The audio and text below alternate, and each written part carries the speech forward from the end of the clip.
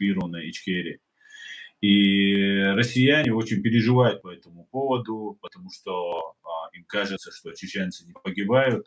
Вот, и даже вот эти хорошие русские, которые здесь, они переживают очень, что на каких-то комфортных условиях чеченцы там служат и так далее. И даже показывают нам своих там путинских и приближенных генералов, которые ну, живут в неплохих условиях, и как будто это распространяется на всех.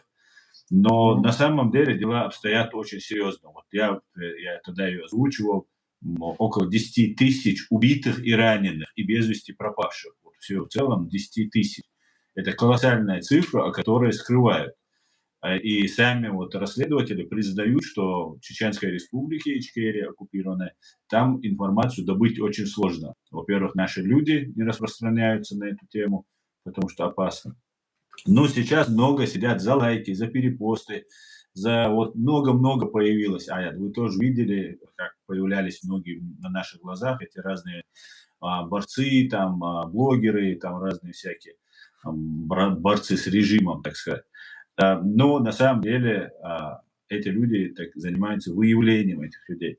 Вот как быть, что вы посоветовали бы вот нашей молодежи, нашим людям, которые попадают в эти жернова, и кроме нас им помочь в принципе в этом мире некому, потому что весь мир нас игнорирует.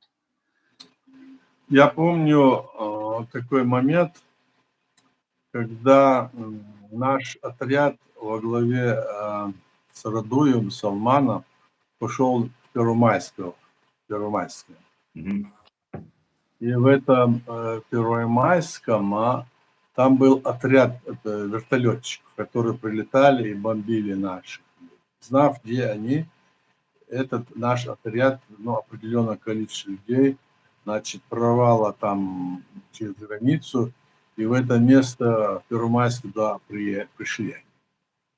А оказывается, эти знали, кто-то донес, и люди значит, оттуда, придя туда, уже должны были вернуться, а русские уже 3 кольца сделали. 3 кольца. Одни военное кольцо, другие милицейские, другое, значит, еще ФСБшное кольцо они сделали для того, чтобы их задержать и потом судить.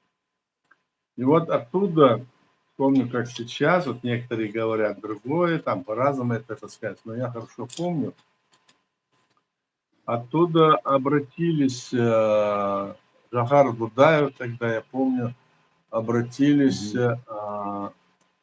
люди, что нам делать, как нам быть, спросили они его, Джохара тогда.